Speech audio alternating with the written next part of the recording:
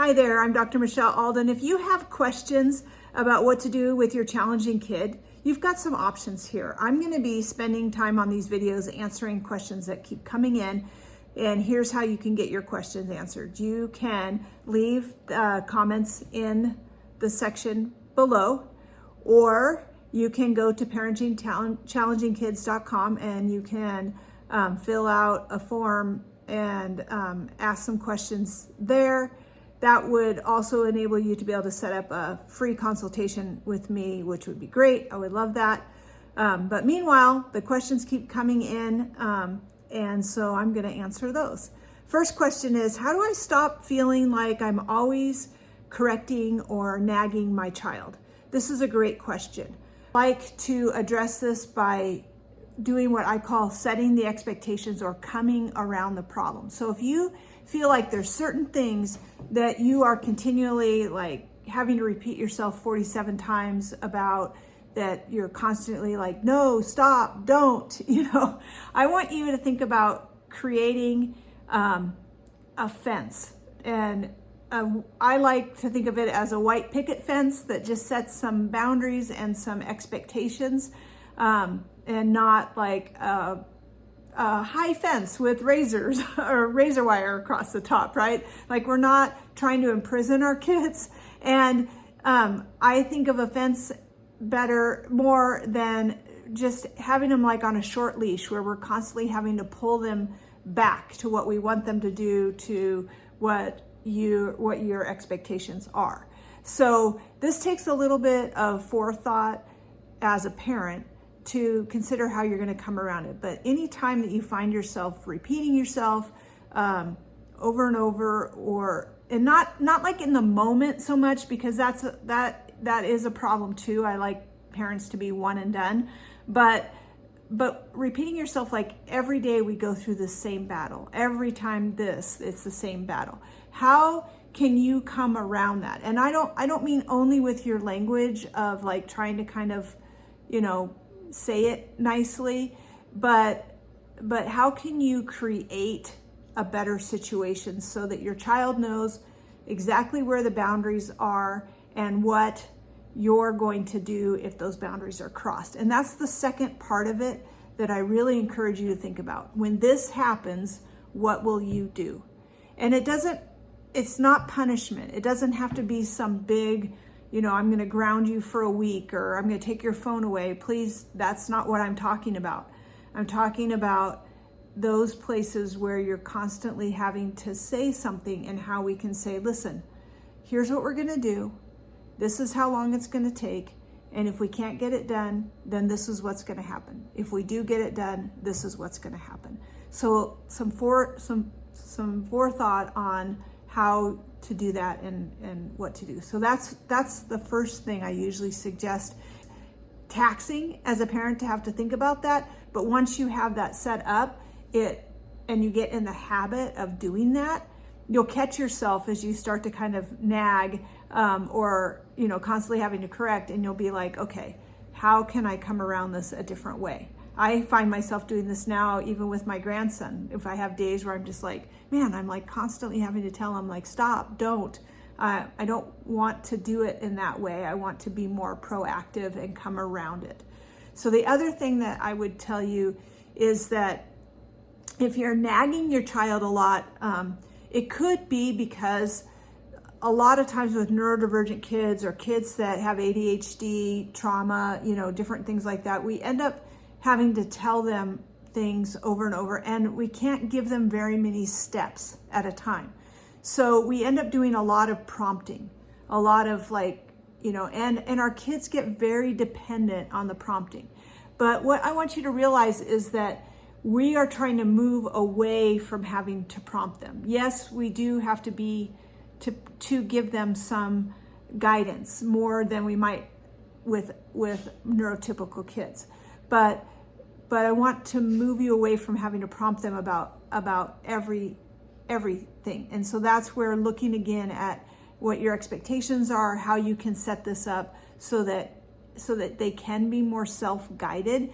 But keep in mind too that self-guided does not mean that they're going to take your to-do list and they're just going to go do that list with no problem. If you're listening to me, it's probably because you have challenging kids for whatever reason, and they need more input than that. They're going to need some external support around that. So that's why setting up routines and patterns, it takes a lot of repetition, and it takes a lot of teaching and reteaching, but it's in how you look at it. Because if you look at it like, oh, I have to keep nagging you, or I have to keep correcting you, or if you're looking at it like, is this something that I have to keep, I might have to remind him every night, like, remember, this is our routine. You're going to do these 3 things, and keep it small and simple and concise. And that will cut down on the amount of nagging you have to do. And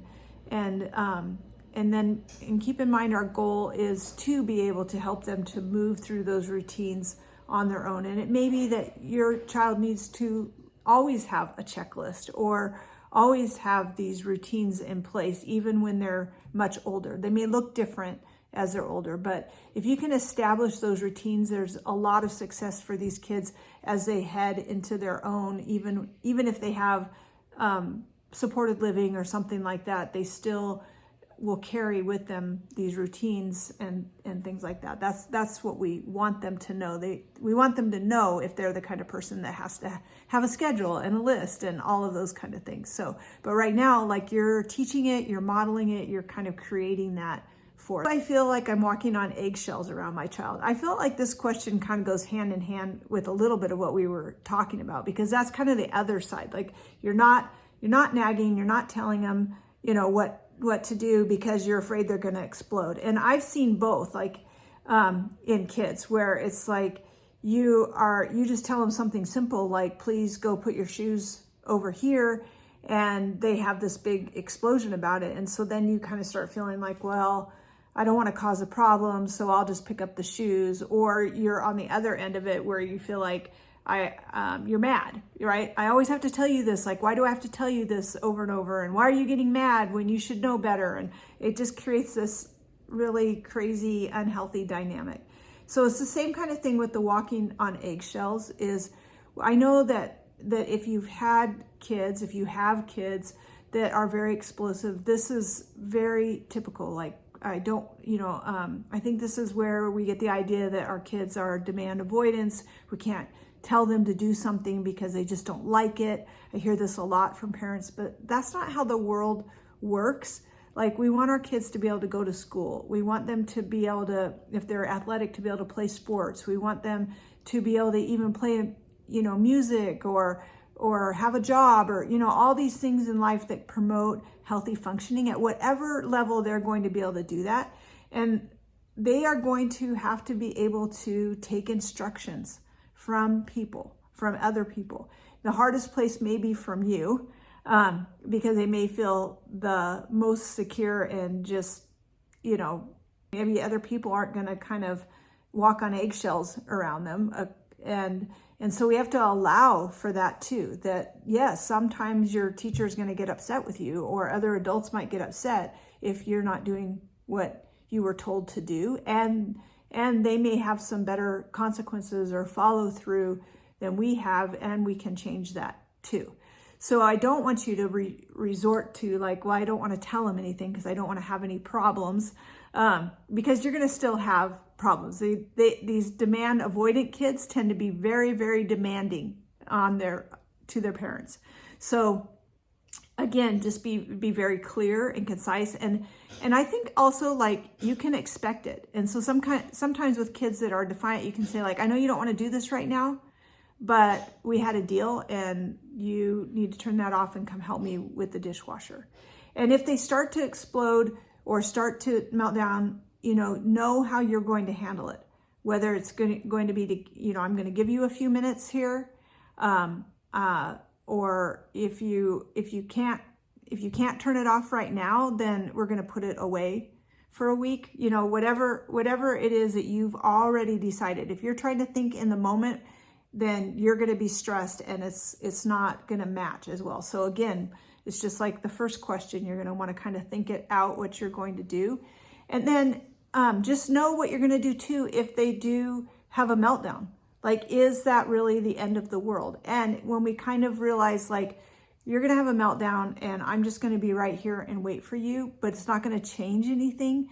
As they start to recognize that, as you get calm about that, it starts to lower the anxiety. And if you're having really big, extreme behaviors and meltdowns, like, please take the Challenging Kids quiz that's on the website, or fill out a free consultation, because I can help you with this, and you may need some extra support. It's very difficult to think about all these things as you're managing it every day, and you probably have your hands full, and I understand that. So it does get easier as we put these things in place, and I want you to experience that. But it is very challenging when you're in the middle of it to do it.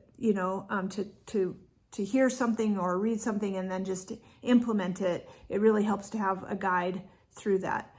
So again, these 2 questions are great ideas, starters for ways that you can come around these situations with your kids. And I hope that it helps, and I'd love to hear from you.